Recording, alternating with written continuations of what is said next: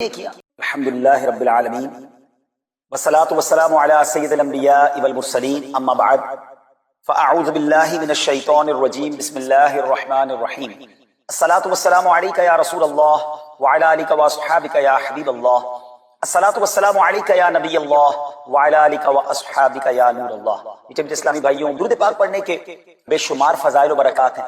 مصطفیٰ جان رحمت شمع بزم ہدایت صلی اللہ تعالی علیہ وسلم کا فرمان عالی شان ہے کہ جو کوئی شخص مجھ پر ایک بار درود پاک پڑھتا ہے اللہ تعالیٰ اس پر 10 رحمتیں نازل فرماتا ہے، اس کے 10 گناہوں کو مٹا دیتا ہے اور اس کے 10 درجات کو بلند فرماتا ہے۔ سبحان اللہ، ایک درود پاک پر اتنی برکتیں ہیں، تو جو کثرت سے درود پاک پڑھتے ہیں ان کو کتنی برکتیں نصیب ہوتی ہوں گی۔ تو ہم سب کو مل کر کثرت کے ساتھ درود پاک پڑھنے ہیں۔ آئیے مل کر محبت کے ساتھ بآواز بلند درود پاک پڑھ لیں۔ صلو علی الحبیب صلی اللہ تعالی علی محمد صلی اللہ علیہ وسلم۔ میٹھے میٹھے اسلامی بھائیو، آج جو ہمارا بیان کا موضوع ہے کہ رمضان کا استقبال کیسے کیا جائے، رمضان کی پریپریشن کیسے کی جائے۔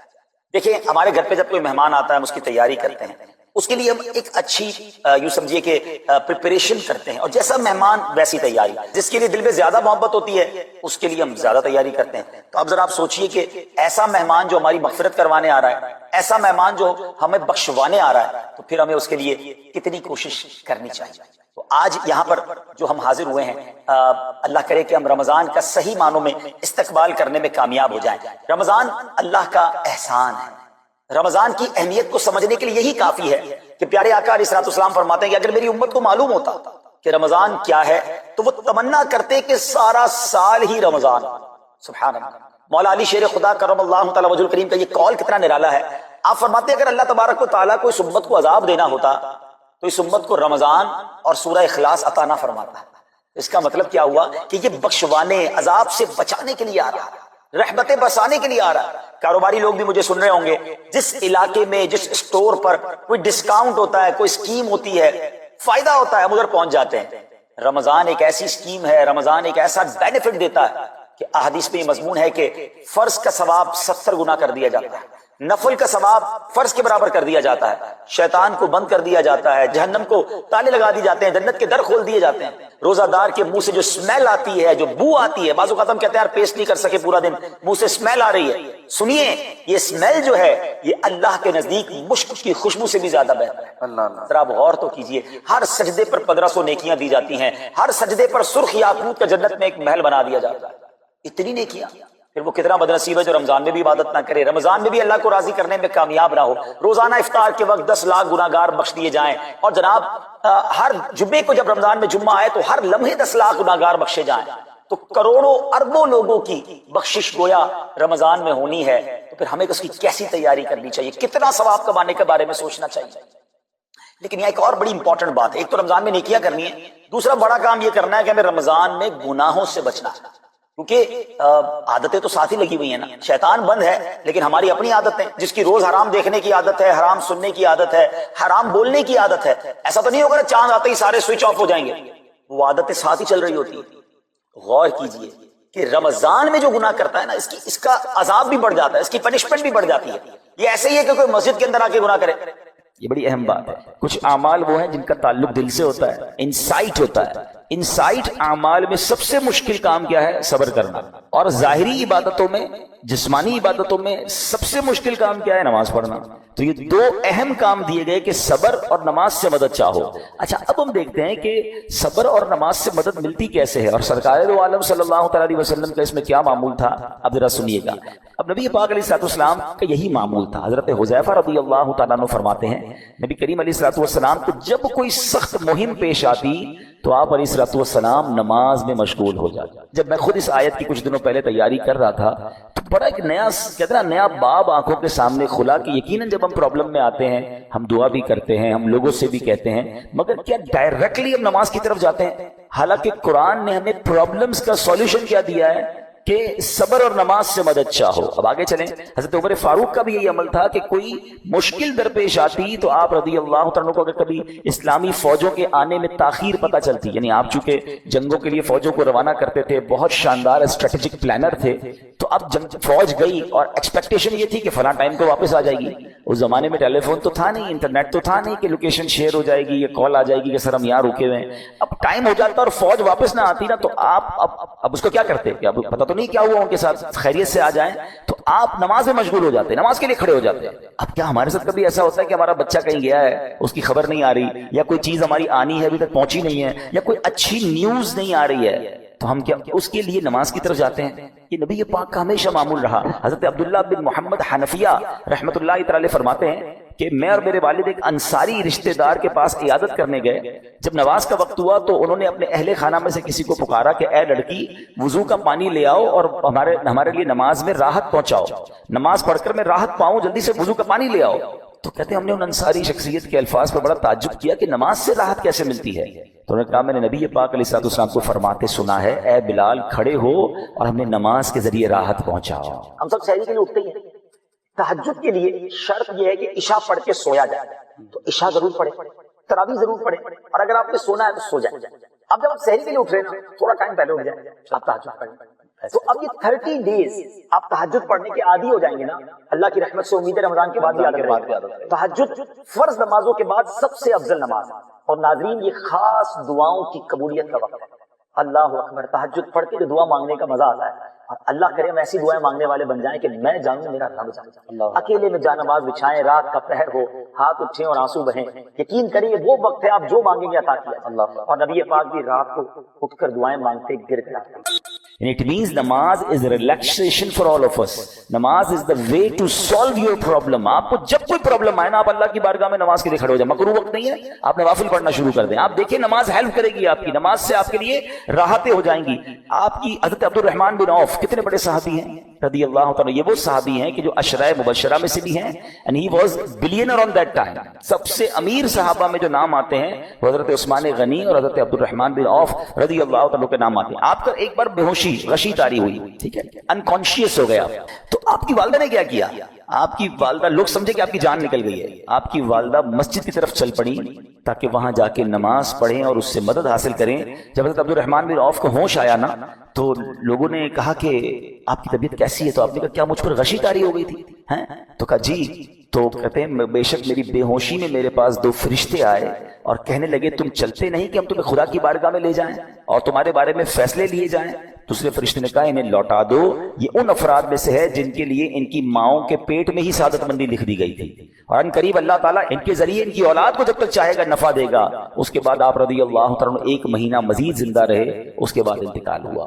تو پتہ چلا کہ آپ کی والدہ نے نماز پڑھی، اللہ سے مدد مانگی، اور آپ کو اللہ نے ایک نئی زندگی عطا فرمائی. تو آپ اپنی زندگی میں اس پریکٹس کو آج اس آیت سے دیکھیں. ہم نے کرنا کیا ہے؟ ہم جو بیان میں آئے تو صرف بیان نہیں سننا ہے، ہم نے اللہ نے مجھے کہا کیا ہے. ہم اس ٹاپک کو لے کے اسی لیے چل رہے ہیں نا کہ میرے رب نے ڈائریکٹلی مجھ سے کیا بات کی ہے. تو آج اس آیت میں یہ لیسن مل رہا ہے کہ جب کسی پرابلم میں ہیں، کلیمٹی میں ہیں، تو اللہ کی طرف جانا ہے اور نماز سے مدد چاہنی ہے. وَاسْتَعِينُوا بِالصَّبْرِ وَالصَّلَاةِ. اچھا اب آپ دیکھیں پیارے آقا کی نماز کی کیسی عادت تھی.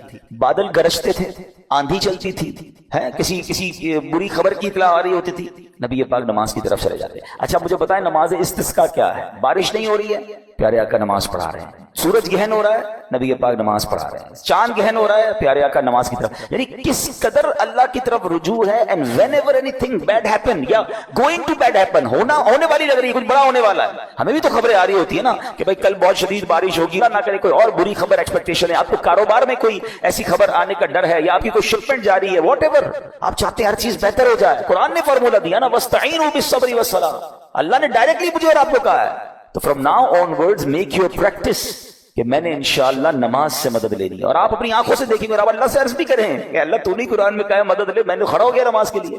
تو نماز سے آپ نے مدد لینی ہے. اچھا اب اس کے بعد آیت کا جو سیکنڈ پارٹ ہے کہ صبر سے بھی مدد لینی ہے. اور آگے کیا فرمایا؟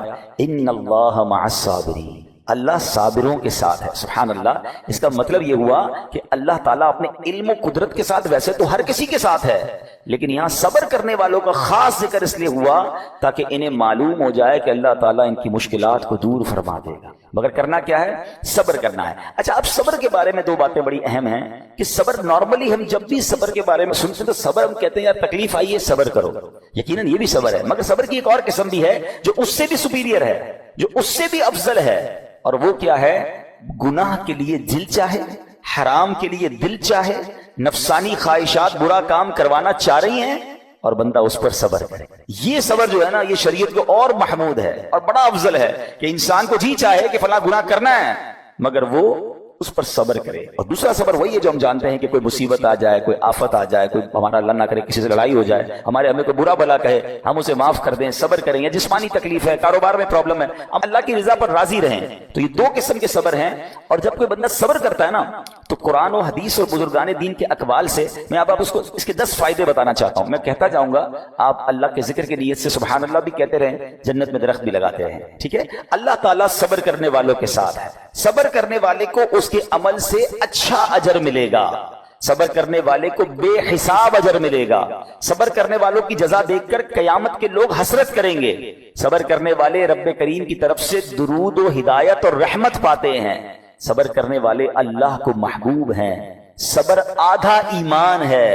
صبر جنت کے خزانوں میں سے ایک خزانہ ہے.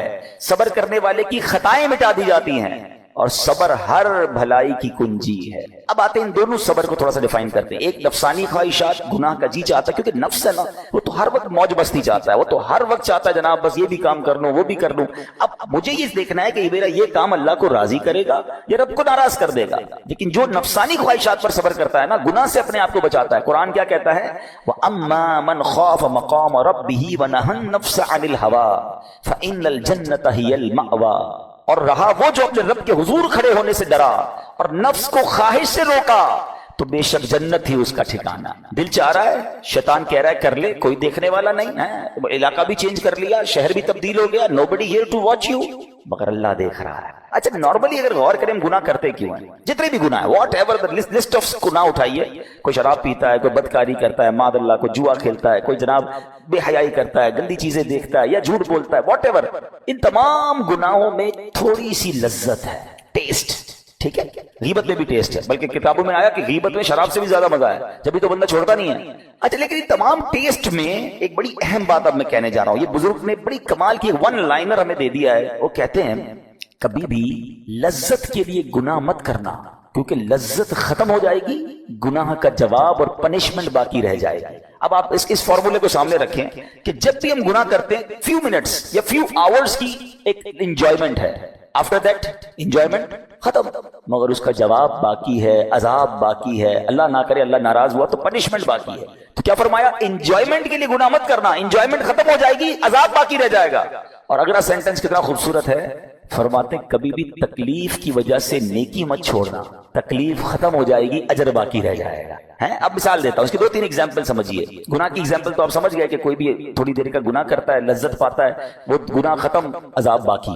اب نیکی میں کیا ہوتا ہے, فجر کے لیے اٹھنا, نیند آ رہی ہے, دل نہیں چاہ رہا, آپ اٹھے, آپ نے وضو کیا, فجر پڑھا, وہ اٹھنے کی تکلیف تو ختم ہو گئی نا, واپس سونا ہے تو سو جائیے, مگر فجر کا اجر اور ثواب باقی رہ گیا. رمضان کے روزے ڈیفیکلٹ ہیں لیکن افطار کے بعد تکلیف ختم ہو جاتی ہے, ہم کھاتے پیتے ہیں, موج کرتے ہیں, مگر ثواب باقی رہ جاتا ہے. کبھی کبھی آپ کو کوئی مسجد میں بلاتا ہے, یار چلو بھائی بیان ہو رہا ہے, اجتماع ہو رہا ہے, کوئی نیکی کی بات ہو رہی ہے, نہیں یار دل نہیں چاہ رہا, آپ آ گئے, آدھے 1 گھنٹہ بیٹھے, پھر چلے گئے, وہ آپ کا جو ٹینشن تھا یا پریشر تھا وہ ختم ہو گیا, مگر ثواب باقی رہ گیا. تو اب اس فارمولے کو یاد رکھیے گا, جب بھی گناہ آپ کی طرف آئے نا, آپ سوچیں کتنی دیر کا فائدہ ہے. 1 گھنٹہ دوستوں کے ساتھ بیٹھوں گا, بری باتیں کروں گا, 2 گھنٹے فلم دیکھوں گا, 2 ڈھائی 3 گھنٹے, بس اس کے بعد جواب تو باقی ہے نا, قیامت تک اللہ کو جواب دینا پڑے گا. نہیں یار مجھے انجوائمنٹ کے لیے گناہ نہیں کرنا. اور جب کوئی نیکی کا کام آئے اور آپ کو لگے یار دل نہیں چاہ رہا, مزہ نہیں آ رہا, بوریت ہوگی, چھوڑنا یار, تو بندہ سوچے کتنی دیر کی نیکی ہے, آدھے گھنٹے کی, 1 گھنٹے کی, بس 2 گھنٹے کی, اور ثواب باقی رہ جائے گا. Let's do it. اگر یہ بات سمجھ آ گئی نا آپ کو, تو انشاءاللہ دیکھیے گا گناہ سے بچنا اور نیکیاں کرنا آسان ہو جائے گا. تو اب کیا فرمایا قرآن نے کہ جس نے اپنے نفس کو روکا, کیا خوبصورت آیت ہے, وَأَمَّا مَنْ خَافَ مَقَامَ رَبِّهِ وَنَهَى النَّفْسَ عَنِ الْهَوَىٰ. اور رہا وہ جو اپنے رب کے حضور کھڑے ہونے سے ڈرا اور نفس کو خواہش سے روکا تو بے شک جنت ہی اس کا ٹھکانہ ہے. اور ایک اور جگہ کمال سے فرمایا, وَلِمَنْ خَافَ مَقَامَ رَبِّهِ جَنَّتَانِ. مبارک ہو ان کو جو اللہ سے ڈرتے ہیں نا, صبر کرتے ہیں, گناہ نہیں کرتے, رک جاتے ہیں. قرآن کہتا ہے جو اپنے رب کے حضور کھڑے ہونے سے ڈرے اس کے لیے 2 جنتیں ہیں. ایک نہیں 2 جنتیں ہیں، سورہ رحمان کی ہی آیت ہے۔ تو پتا چلا کہ نفس کو روکنا یہ آسان بھی نہیں، ہاں دل بہت چاہتا ہے، مگر یہ صبر جو ہے نا، ان اللہ مع الصابرین کا جو معراج ہے، جو ٹاپ آف دا لسٹ صبر ہے، وہ یہ صبر ہے۔ اچھا اب آتے ہیں ایک اور صبر کی صورت کہ اب آپ کو کسی نے غصہ دلا دیا، برا بلا کہا، یا آپ کے مزاج کے خلاف بات ہو گئی، اب آپ نے روکنا ہے اپنے آپ کو، اب غصے کا اظہار نہیں کرنا، لڑائی نہیں کرنی، گالی کا جواب گالی، اینٹ کا جواب پتھر، انگریزی کا مقولہ ہے نا ٹٹ فور ٹیٹ، جیسے کو تیسا، یہ ہماری شریعت ہمیں نہیں سکھاتی۔ اچھا آج کل کسی کو کہو نا یار آپ کیوں یار لڑائی کر رہے ہیں، بھائی میں جواب نہ دوں تو لوگ سمجھیں گے کمزور آدمی ہوں، مجھے اپنا روب بھی تو رکھنا ہے، میں بھی تو پتا چلے کون ہوں، اپنا بتاؤں تو صحیح کون ہوں۔ سچی بات پتہ ہے کیا ہے، جو ٹٹ فور ٹیٹ کرتا ہے، گالی کا جواب گالی سے دیتا ہے نا، وہ واقعی بتا دیتا ہے وہ کون ہے، وہ اپنا تعارف کروا رہا ہوتا ہے کہ یہ بھی ایسا ہے میں بھی ویسا ہی ہوں۔ او بھائی اچھا پھر ایک اور عجیب جملہ بڑا مشہور ہے آج کل، جناب ہم شریف کے ساتھ شریف ہیں، ہم بدماش کے ساتھ بدماش۔ مجھے آج تک سمجھ نہیں آئی یہ کون سا بٹن لگا ہوا ہے آپ کے اندر کہ شریف کے ساتھ آپ شریف ہو جاتے ہیں، بدماش آتا تو آپ بھی بدماش ہو جاتے ہیں۔ جناب والا شریف آدمی شریف کے ساتھ بھی شریف ہوتا ہے، بدماش کے ساتھ بھی شریف ہوتا ہے، جب بھی تو وہ غلط آدمی اچھا ہوگا نا۔ نبی پاک علیہ الصلوۃ والسلام نے گالیاں سن کر دعائیں دی ہیں، پتھر برسانے والوں کو بھی دعائیں دی ہیں، مگر ہم تو تیار ہی رہتے ہیں یار میں بتاؤں گا اس کو میں کون ہوں، ایک گالی دی ہے میں اس کے ساتھ پشتوں کو گالیاں دوں گا، تو پھر آپ بھی ویسے ہی ہو گئے نا جناب۔ حدیث پاک کیا ہے، ہو از مور اسٹرانگر، ہو از مور پاورفل۔ اللہ کے حبیب علیہ الصلوۃ والسلام فرماتے ہیں کہ بہادر وہ نہیں، یہ بخاری شریف کی حدیث ہے، بہادر وہ نہیں جو پہلوان اور دوسرے کو پچھاڑ دے، بلکہ بہادر وہ ہے جو غصے کے وقت اپنے آپ کو قابو میں رکھے۔ اصل بہادری یہ ہے۔ تو اگر آپ نے واقعی صبر سے مدد لینی ہے، ان اللہ مع الصابرین کا مجدہ لینا ہے، تو بدلے نہیں لینا ہے، معاف کرنا ہے۔ ذرا مل کر میرے ساتھ شب قدر کی دعا دہرائیے گا، اللہم انک عفو کریم تحب العفو فاعف عنی، اللہم انک عفو کریم تحب العفو فاعف عنی، اللہم انک عفو کریم تحب العفو فاعف عنی۔ واٹ از دا میننگ، اس دعا کا معنی کیا ہے؟ اللہم انک عفو، اے اللہ تو معاف کرنے والا ہے، تحب العفو معافی کو پسند کرتا ہے، فاعف عنی، اللہ مجھے بھی معاف کر۔ ہم کیا کہہ رہے ہیں اللہ سے، اللہ مجھے معاف کر دے، میرے سارے اگلے پچھلے گناہ معاف کر دے، مگر دیر از اے کوسچن، آپ نے معاف کر دیا سب کو؟ بندہ کہتا نہیں میں تو انتظار میں بیٹھا ہوں، میں تو موقع کی تلاش میں، بس موقع ملے پھر بتاؤں گا میں کون ہوں، ہاتھ میں آ نہیں رہا، بندہ ٹرائی کر رہا ہوں کسی جگہ آ جائے، بس کوئی اس کے پیسے ویسے آ جائیں، کوئی اس کا معاملہ میرے پاس آ جائے، بس پھر دیکھو کیا کرتا ہوں۔ بیٹھے اس انتظار میں بیٹھے بہت سارے لوگ، کمال ہے یار، یعنی دشمنیاں پالی ہوئی ہیں، رشتہ داریاں کاٹی ہوئی ہیں، دوستوں کے پاس جا نہیں رہے ہیں، میاں بیوی میں لڑائی ہے، ایک سوری کے لیے بیوی گھر بیٹھی ہے، وہ کہتی شوہر سوری کہتے تو میں آ جاؤں گی، شوہر کہتا ہے بیوی معافی مانگ لے تو میں لے آؤں گا۔ ارے بھائی کوئی بھی آگے بڑھ کے معافی پکڑ لو بھائی، اللہ سے معافیاں مانگ رہے ہو، بندوں کو معاف کرنے کے لیے کوئی تیار نہیں ہے۔ مجھے خود بتائے نا یہ کیسی دعا ہے کہ اے اللہ تو مجھے معاف کر دے، میں نے کسی کو معاف نہیں کرنا، یہ بنتی ہے دعا؟ اللہ سے پتہ کیا کہیں کہ اللہ میں نے بندہ ہو کر تیرے سارے بندوں کو معاف کر دیا ہے، تو سب سے بڑا معاف کرنے والا ہے نا، اللہ تو بھی مجھے معاف کر۔ Look at the way to talk, یہ مزہ ہے نا بات کرنے کا، پھر دعا کرنے کا لطف بھی آئے گا آپ کو۔ تو دشمنیاں نہ رکھیں، غصے پر قابو پائیں، معاف کریں۔ ایک حدیث سن لیجئے، لرزا دیتی ہے، ڈرا دیتی ہے۔ اللہ کے نبی علیہ السلام فرماتے ہیں جو رحم نہیں کرتا اس پر رحم نہیں کیا جاتا، حدیث کا خلاصہ ہے، اور جو معاف نہیں کرتا اسے معاف نہیں کیا۔ اب بتائیے ہم معاف کرتے ہیں، ہم رحم کرتے ہیں، ہم کہتے ہیں اللہ ہم پر رحم کرے، ہم کسی پر رحم نہ کریں، نہیں ہوگا رحم، پہلے اپنے اندر تو لائیے یہ باتیں۔ اب ایک آیت سنیے گا اس کے تحت ایک واقعہ، اور پھر میں بیان کو کنکلوڈ کرتا ہوں۔ اللہ کریم ارشاد فرماتا ہے الذین ينفقون فی السراء والضراء والکاظمین الغیظ والعافین عن الناس واللہ یحب المحسنین۔ قرآن میں رب فرماتا ہے جو خوشحالی اور تنگ دستی میں اللہ کی راہ میں خرچ کرتے ہیں، یہ بڑی خوبصورت بات ہے، یہ غریب اسلامی بھائیوں کے لیے بھی مدنی پھول ہے۔ امیر تو خرچ کرتا ہے، نارملی غریب خرچ نہیں کرتا اللہ کی راہ۔ ہمارے قبلہ مفتی قاسم صاحب نے تفسیر قرآن صراط الجنان میں ایک بڑی پیاری بات لکھی۔ آپ کہتے ہیں پوری دنیا کے امیروں کا سروے کر لینا، ان کی جو پیسے بڑھنے کی ایک وجہ یہ بھی ہوتی ہے کہ وہ کہیں نہ کہیں چیریٹی کر رہے ہوتے ہیں، مدد کر رہے ہوتے ہیں، وہ مدد اور وہ نیکی ان کے پیسے بڑھا رہی ہوتی ہے۔ اور پوری دنیا کے غریبوں کا سروے کریں تو ان میں سے بڑی تعداد وہ جو خرچ ہی نہیں کرتی اللہ کی راہ میں، کہتے ہیں ہم کیا خرچ کریں، ہم تو غریب ہیں، ہم پر لوگ خرچ کریں۔ میں آپ کو فارمولہ دے رہا ہوں اور یہ قرآن سے دے رہا ہوں، جو تنگی میں بھی اللہ کی راہ میں خرچ کرتے ہیں، جو خوشحالی میں بھی خرچ کرتے ہیں۔ آپ تنگی میں آپ روپیہ خرچ کریں، یہ نہیں کہتے آپ 10,000 روپے خرچ کریں، جتنی آپ کی حیثیت، یہ کاروبار ہے، آپ 1 روپیہ دیں گے اور آئے گا، آپ 10 روپے دیں گے اور آپ کسی نہ کسی نیکی کے کام میں خرچ کرتے رہیں، آپ غربت سے باہر آ جائیں گے۔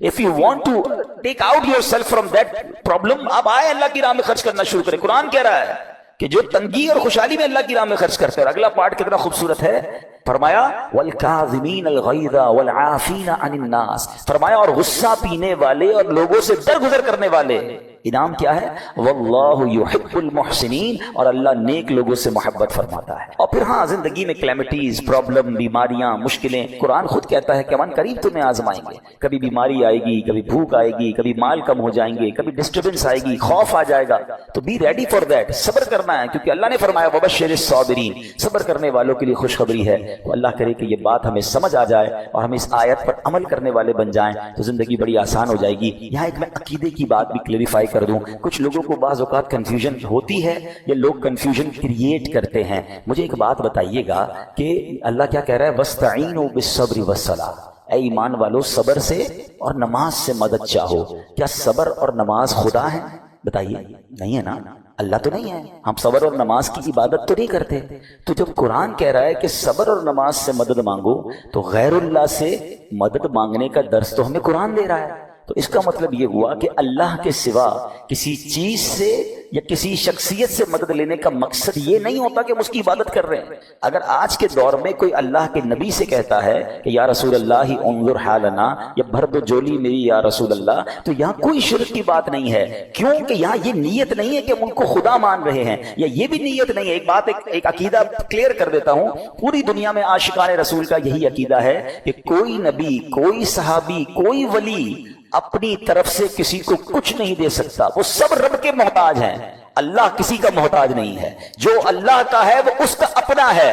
ہاں اللہ نے اپنے مخصوص بندوں کو کچھ عطائیں کی ہوئی ہیں، کچھ پاورز دیے ہوئے ہیں، وہ اللہ کی عطا سے اگر کسی کو تقسیم کرتے ہیں تو اس میں کوئی پرابلم نہیں ہے۔ قرآن کہہ رہا ہے اے ایمان والو صبر اور نماز سے مدد چاہو۔ یہاں ایک اور بات سمجھنی ہے، دنیاوی طور پہ بھی کیا ہوتا ہے کہ آپ کسی باس ہوتا ہے اپنے کسی مینیجر کو پاور آف اٹارنی دے دیتا ہے کہ یہ تمہارے پاس اس پراپرٹی کا پاور ہے، تمہارے پاس فلاں چیز کا پاور ہے، وہ اس پاور کے بہاف پر وہ کام کر دیتا ہے، مگر کوئی یہ نہیں کہتا کہ he is the owner, actually he have attorney, he have power of attorney۔ بالکل ہمارا بھی عقیدہ یہ ہے کہ اللہ نے اپنے کچھ مخصوص بندوں کو، اپنے پیاروں کو کچھ اختیارات عطا فرمائے ہیں، اور جب وہ ان اختیارات پر عمل کرتے ہیں تو ایکچولی وہ اللہ ہی کی عطا ہے۔ ہاں دنیا میں اگر کوئی یہ سمجھتا ہے کہ کوئی شخصیت یا کوئی بزرگ یا کوئی اللہ والے اپنی طرف سے دیتے ہیں، رب کا اس میں کوئی دخل نہیں، تو یہ شرک ہے، یہ بات درست نہیں ہے۔ ہمارا سب کا عقیدہ یہ ہے کہ جو کچھ دنیا میں اگر کسی ولی، نبی، صحابی کے پاس ہے وہ رب کا دیا ہوا ہے، رب کی عطا ہے، رب ان کو دیتا ہے، رب کو کوئی نہیں دیتا۔ رب کے پاس جو کچھ ہے وہ اس کا اپنا ہے۔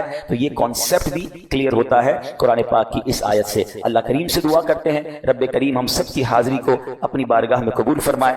الحمدللہ رب العالمین والصلاة والسلام علی سید المرسلین، اما بعد فاعوذ باللہ من الشیطان الرجیم، بسم اللہ الرحمن الرحیم۔ پڑھیے الصلاۃ والسلام علیک یا رسول اللہ وعلی آلک واصحابک یا حبیب اللہ،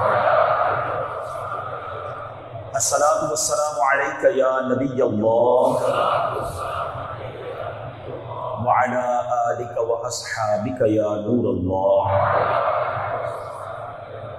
درود پاک پڑھنے کے بے شمار فضائل و برکات ہیں، اور بہت ہی خوبصورت واقعات فضائل درود میں ملتے ہیں۔ جو ماہ رمضان کا پہلا روزہ رکھتا ہے اس کے پچھلے گناہ معاف کر دیے جاتے ہیں۔ صبح سے شام تک 70,000 فرشتے اس کے لیے دعائیں مغفرت کرتے ہیں۔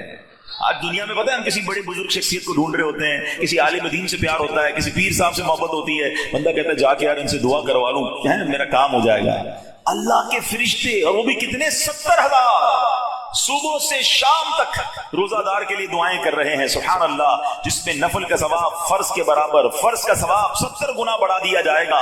رمضان مبارک کی جب پہلی رات آتی ہے، اللہ پاک اس امت کی طرف نظر رحمت فرماتا ہے، اور جس پر اللہ نظر رحمت فرمائے اسے کبھی عذاب نہ دے گا۔